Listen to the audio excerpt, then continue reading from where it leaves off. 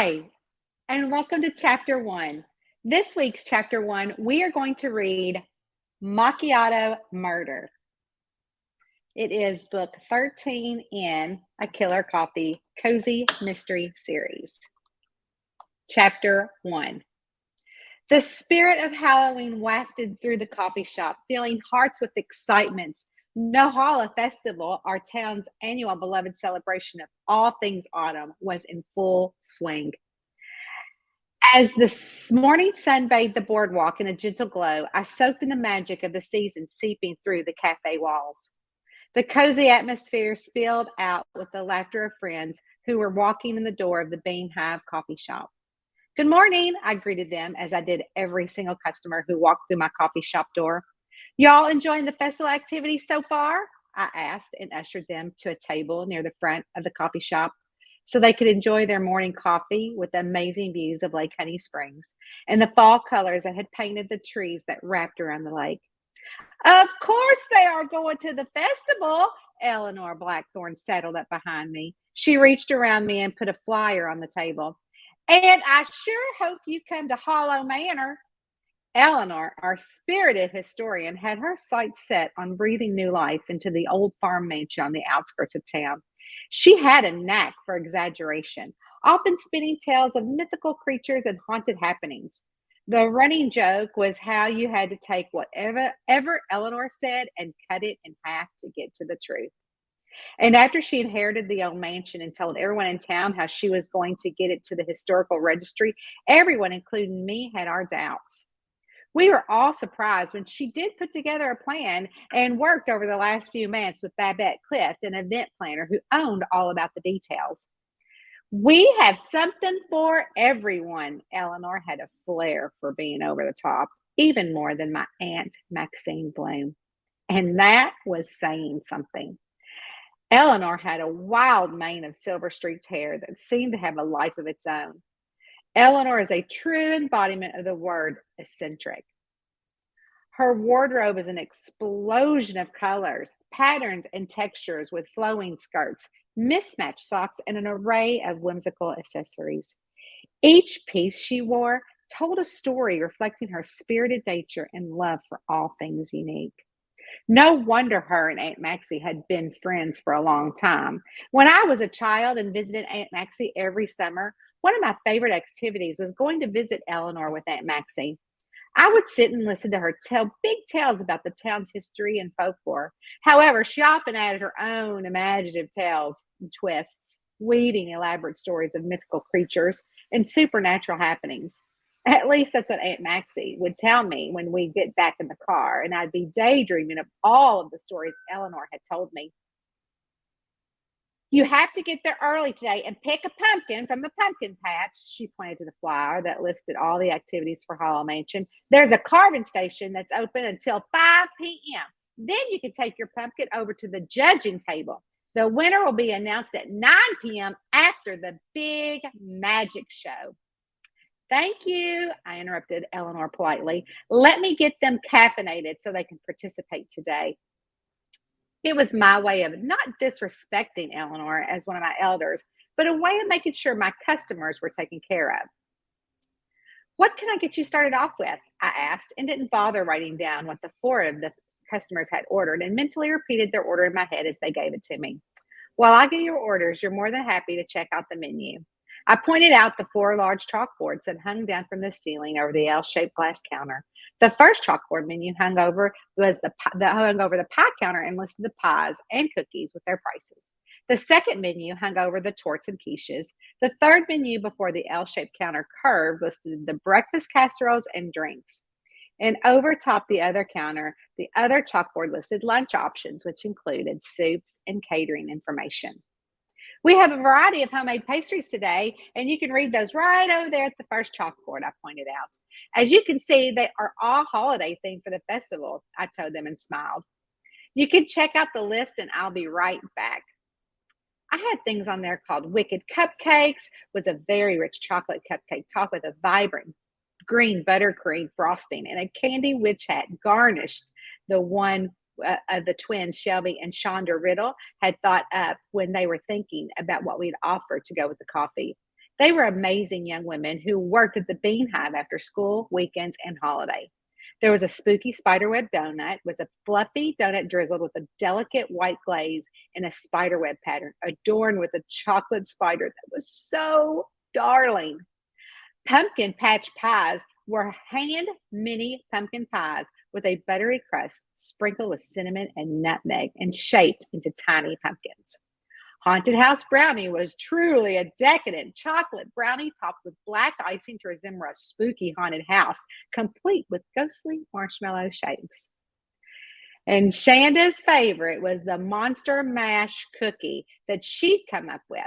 It was a colorful sugar cookie decorated with edible monster faces, featuring googly eyes and mismatched icing. Out of the two sisters, she was the most creative when it came to decorating. Then, for our more traditional customers, we offered what we were calling our graveyard cheesecake bars. A creamy cheesecake bar on a crunchy chocolate cookie crust topped with cookie tombstones and gummy worms. Then I turned our usual macaroons into candy corn macaroons with delicate almond flavors filled with a sweet candy corn buttercream, capturing the iconic Halloween candy colors. Of course, Bunny had to put her 2 cents in because she loved my homemade cinnamon rolls that was easy enough to make into vampire bites when I drizzled a little blood red glaze for a delightfully spooky twist. I kept the scones the same because it was already perfection if I had to say so myself, and we just changed the name to the Witch's Brew scone for the season and then paired it with the Witch's Brew coffee blend. We had something for everyone, and coming up with all of them made this year's festival even more fun. As I left the table with their coffee order in my mind, Eleanor continued right where she left off. This time the Hallow Mansion was 50 years ago, she said, when the other owners had a Halloween party with the magician. Only the curse of Hallow Mansion killed the magician, and it's been haunted ever since, I heard her say, and I looked over my shoulder to see the reaction of the customers. Eleanor's bright eyes and sparkling with curiosity, holding a hint of mischief and a touch of mystery as she continued to tell them about the old wives' tale that never been proven. Her hands twisted in the air and her eyes seemed to dance with the inner light, making me think she really did believe that the old rundown mansion was really haunted. Her voice, as she spins her tales and told her ambitious plan, was filled with enthusiasm and an infectious energy that had the customers drawn in. She's bad for business, Bunny scoffed when I walked behind the glass counter where she was boxing up a few of the spooky spiderweb donuts. She sounds crazy. Bunny's eyes snapped and her brows knotted. Her gray hair was parted to the side and cut to chin length framed her worried face. She's harmless, I said, keeping the peace. Look at them. I tossed a chin toward the group as I started to make the murdery macchiato concoctions, which was literally the basic macchiato with a festive name changed for the holiday. They are enthralled by her story. They are enthralled by her crazy. Bunny lifted her crooked pointed finger up to her ear and started to gesture the crazy sign, making me laugh. It's your coffee shop. I'm just here to help out. Bunny Bowowski had been what she called helping out since the first week I'd opened the Bean Hive. She and her best friend Maybelle Donovan were my first ever customers. They made it a morning ritual where they would hold their gossip session in one of the few cafe tables that dotted inside the cozy shop. Many times I'd sit at one of the long window tables with stools butted up to them on each side of the front door while they sipped their coffee and gossip, just waiting for more customers to come in. It was a time during the revitalization of the boardwalk and Honey Springs itself, where the Southern Women's Club, along with the town council, had spent a lot of time and effort to grow the economy by putting money into tourism. Luckily, Aunt Maxie owned the building, and the recent tenants had a restaurant they had folded, making it easy for something like the coffee shop to move right on in. I'd found myself at that same time building my new life as a recovered divorcee, where I'd fled life as a lawyer to find comfort in the one place that had embraced me like a warm, fuzzy blanket. Aunt Maxie in this little lake town.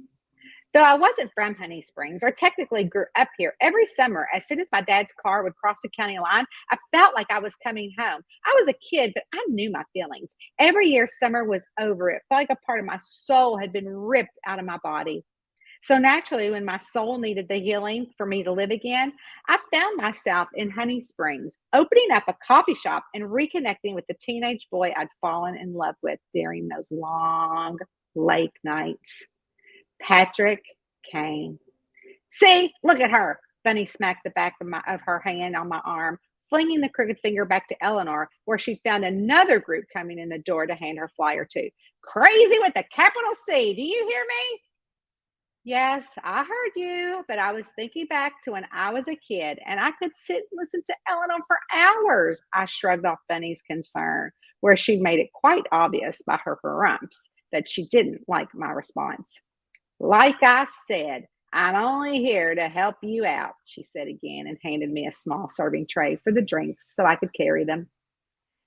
Then you don't want this? I turned and plucked an envelope from the stack next to the register with her paycheck in it. Well, I didn't say that now. Bunny snapped it out of my hands, folded it, and put it in her apron she tied around the waist of her house coat. Her usual dress attire, even though we had uniform shirts with the Bean Hive logo on them. She didn't like to wear them. With the drinks on the tray, I headed back to the customers where they had decided to enjoy their coffee without anything to eat. As I made my way around the bustling cafe, I engaged in lively conversation with other patrons, eager to ensure their every need was met. Is there anything else I can get for you? I asked, my voice filled with genuine warmth and hospitality. The laughter and animated chatter echoed against the walls as friends gathered to savor moments of connection in the midst of their busy lives. I picked up some paper wrappers and empty cups along the way, tossing what I could in the trash and in the recycling bins as I made my way over to the fireplace. You just tell him to move if he's bothering you, I pointed to Pepper, my furry schnauzer companion, who thought of the coffee shop as his second home. The customers didn't mind him all snuggled up next to them as they sat on the couch, letting the fire warm them. I quickly stacked the coffee magazines and holiday-themed books along with a few nonfiction books about Honey Springs on the coffee table that I purchased from the Crooked Cat bookstore at the far end of the boardwalk. I picked up the magazine with the fall decoration photo on the front and quickly flipped through it. I love to get decorations ideas for the Bean Hive and my own little cabin. See anything in there you like? Loretta Beebe asked in a sing-song southern drawl as she snuck up behind me. I do like how they arranged and stacked the different colored, shaped, and size of pumpkins on the front porch, I said and showed her the photos. Thanks for the magazine drop-off. It's my pleasure. I like to flip through them and then spread the wealth, Loretta wiggled her brows. And I bought some new ones that's already showcased at Thanksgiving. Can you believe it? The stack of gold bangle bracelets rattled down her wrist as she plunged her hand into her pocketbook and took out another stack of magazines. I wanted to make sure I dropped these off before we head on down to Florida for a few weeks. We're going to see Elliot, she said, referring to her son. That's so nice. How is he? I asked and put the Halloween-themed magazine back on the coffee table where, before I took the stack she'd give me for next month. You know, he's Elliot, but it's Bertie we're excited to see, Loretta smiled. She looked around. Oh, Eleanor is here. There was excitement in her voice, and she shoved her hot pink painted nails into her short black hair, making it stand a little taller. She's early, she said. But if you want, I've got a few of those fancy pumpkins from that photo. You need to come to Hallow Manor. Eleanor has them. She winked before she excused herself.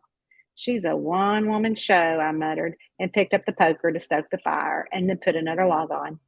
Can I get you anything? I asked several customers as I walked my way over to the coffee bar on the side of the counter to make sure it was fully stocked for the morning's rush continued.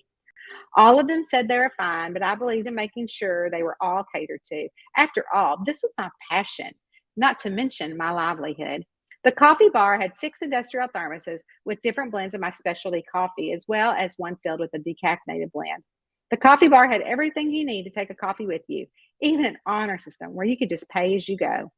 With it all clean and ready for the next round of pay-as-you-go customers, so they didn't have to wait in line at the counter, I made my way over to the opposite side where I had a tea bar for our tea-drinking customers. We offered hot tea, cold tea with a nice selection of gourmet teas and loose-leaf teas. I loved having the antique teapots from Wild and Whimsy Antique Shop, which was also on the boardwalk. The pots weren't just a decoration, but customers could enjoy their own pots by making it to their liking. As I walked past another group of people, Eleanor's voice rang out, regaling them with her grand plans for the mansion's transformation. She painted a vivid picture of a place where the spooky reputation would be embraced, inviting them to experience the thrills of magicians' spellbinding tricks within its aged walls. The excitement in her voice was palpable, but not beneath it all, a sense of unease gnawed at me. Loretta stood next to her, offering the approving head nod. Glancing around the bustling coffee shop, I caught Bunny's disapproving scowl. Her silent disapproving spoke volumes, a reminder of the tension that lingered between Eleanor and some of the town folks. With the smiles, chatter, and the aroma of the steamy coffee filled the air, there was an unsettling feeling that just wasn't quite right. I, too, had had my own encounter with the mansion, something Patrick and I never talked about since the one afternoon when we were 17 and decided to see if the tales Eleanor had spun back then were true. A shiver ran down my spine, the same shiver that happened all those years ago after Patrick and I took off running away from the old mansion. Though I told Eleanor I'd cater the coffee for the big finale tonight, I still couldn't help but think about the secrets hid in the shadows of the mansion. I couldn't shake the feeling that our cozy autumn haven was about to be thrust into a chilly journey. There was nothing as it would seem. After all, I'd never stepped foot on the mansion grounds since I'd ran away that day.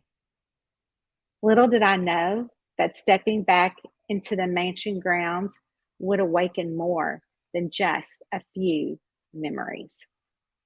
Chapter 1, Macchiato Murder.